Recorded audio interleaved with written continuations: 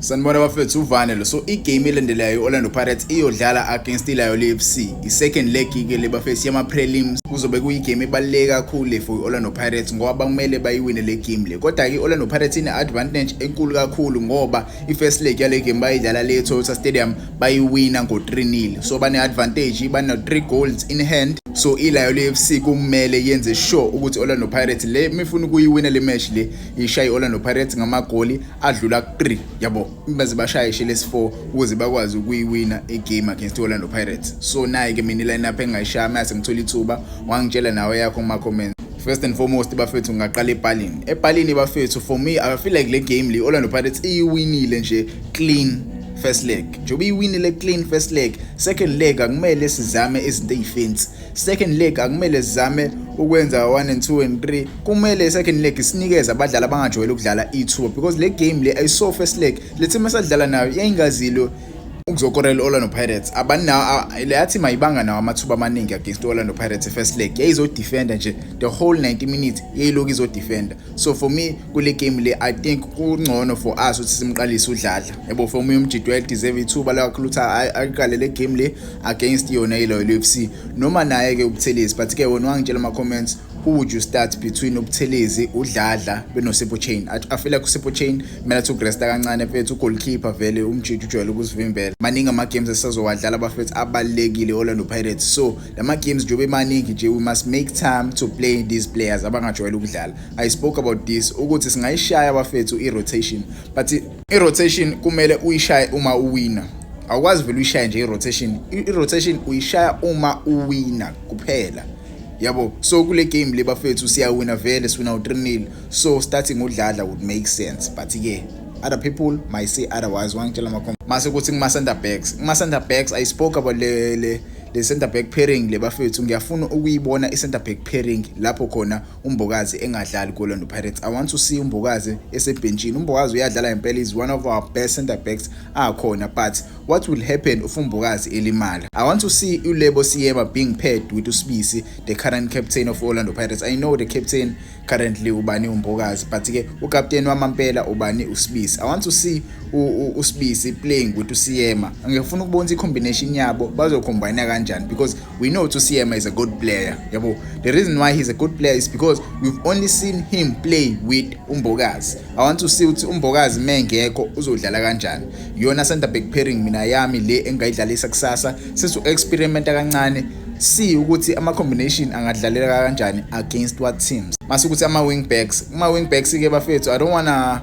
yabo overstress izinto kakhulu. I think ukuqalisa uNkosikhona Ndaba umchita fethu uyayideserve i-chance yakhe ku Orlando Pirates. Abanye abadlali banikeziwe i-chance yabo nayo uyadeserve ukuthi aqale adlale for Orlando Pirates. Yabo, so mina kule game le yakusasa ngamrelax kancane uDion Hotto ngimbeke ebenchini. uDion Hotto athi ukuhlala nje kancane ebenchini uyadeserve ukuthi ukresta. Dion Hotto ade aqala ukuyidlala iOrlando Pirates sesiyabona ama cracks yabo in his style of play. So asifuni ukubona ama cracks amaningi egcine sedala ama mistakes amaningi. So umjida athi uphumula kancane maningi ama game abalekile sazowadlala. I feel like le igame nje bafethu esoyidlala sesiyenzela nje because kumele siyidlale yabo. Ngokomthetho kumele angabe seyidlala second leg but ke sizoyidlala yabo.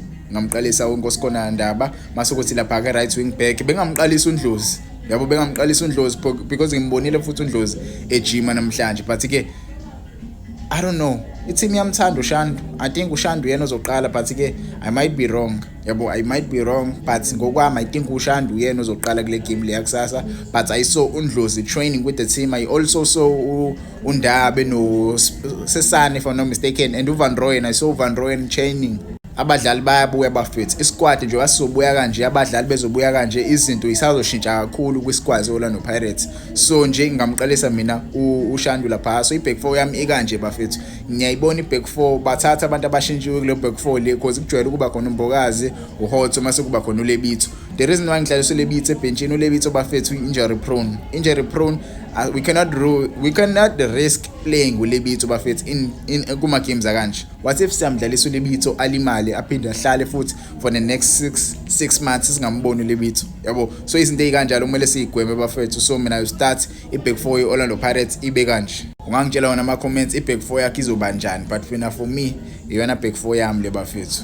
Mase size esiswini ke bafethu, what I like about engine akumele uyithinte kakhulu, akumele uyishintshe kakhulu engine. Kumele kube khona lezo icrew lezi ezikhona ezisalayo engineini, because once engine wayishintsha yonke, engine ivele ife yonke. Yabo, engine akumele uyithinte kakhulu, because hlezi ngikhuluma lento le. The reason why ama-team amaningi dominator, it's because isisesu sabo siqine kangakanani. The reason why Mamelodi Sundowns ingadlali kahle, isisesu sayo silahlekelwa ama-screws. Kunama-screws angadlali kahle kwa-Mamelodi Sundowns, kunabadlali abangasadlali kahle. Yabo, so kumele silungiswe isisabo. Isisesu currently kukhona uMbatha, uSehlenduli, mase kuba khona uMbule. Yabo, ungakwazi futhi ukuhlalisa uTalente Mbatha umhlalise ebhenchini uqalise uMbule. Yabo, ungakwazi ukuhlalisa uMbule ebhenchini uqalise lo mfana lo Mfukeng as number 10. Izinto ezikanjalo, and uMbule uyakwazi futhi ukudlala as number 8. Yabo, so izinto ezikanjalo ziyakwazi ukuthi zenze Orlando Pirates idlale kahle esiswini. But once kwa introduce umdlalo ongajwayele ukudlala lapha esiswini seOrlando Pirates, uyayibona Orlando Pirates ingadlali ibhola ejwayele ukudlala kule system le Abdeslam Wadu.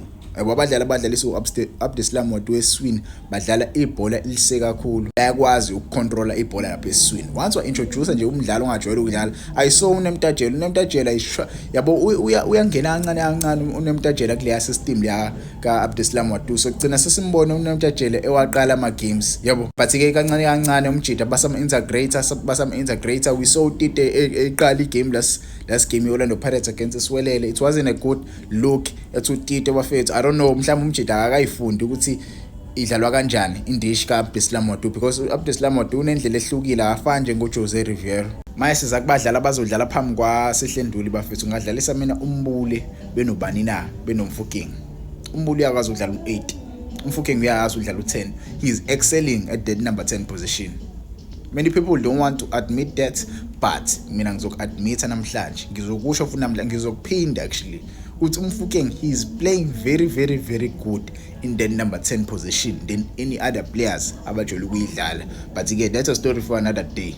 But again, ngokomthetho kumele umjida ashintshwe iposition.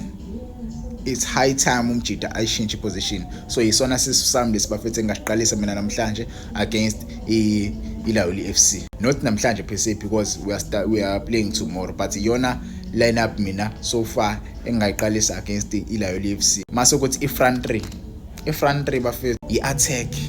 Ifront three bafethu, ifront three kuyaliwa kakhulu. Ngizokhuluma ngenye into futhi la akwi-front three yami. Njani imbona nje uTshepo Moremi ngamqalisa as right winger.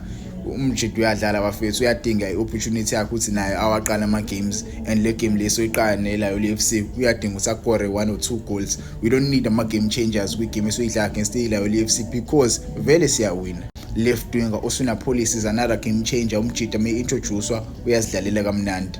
We don't need any game changer in this game. Umjida kumele aqale, yabo, sidinga amagoli. One thing I want to highlight, ubokunake uma sidlalisa ubani umjida onjengo Mahopa phambili, kukhona uMoremi, kukhona bani, kukhona umjida lo Osuna Police. He gets to get ama chances phambili, but once adlalisa abanye abadlali abangekho that fast abazokwazi ukumprovidela amabhola esiswini, akayitholi service eningi, angazi noma nikeni inake le indlonto. So the reason why ngemdlalisa with uMoremi with Osuna Police, because I know uyakwazi ukuthi awasebenzisa lawo ma opportunities. Kanti mekwafaka umdlalo njengoMahopa front, khona labajida abawu2, it's highly unlikely simbone uMahopa ekora, because labajida ba fast and uMahopa is kind of slow. It is a good thing ukuthi uMahopa is slow. Yabo, he is slow, he deserves to play with a different type of players around him. Yabo, bokunayi uMahopa ujwayele ukuqaliswa ama games because labajida basoye besebhenchini labo bawu2, mase introduce uMabasa with these two, so esekwaziwa vele sekuzoshifta, sekuzo-attackwa ngempela.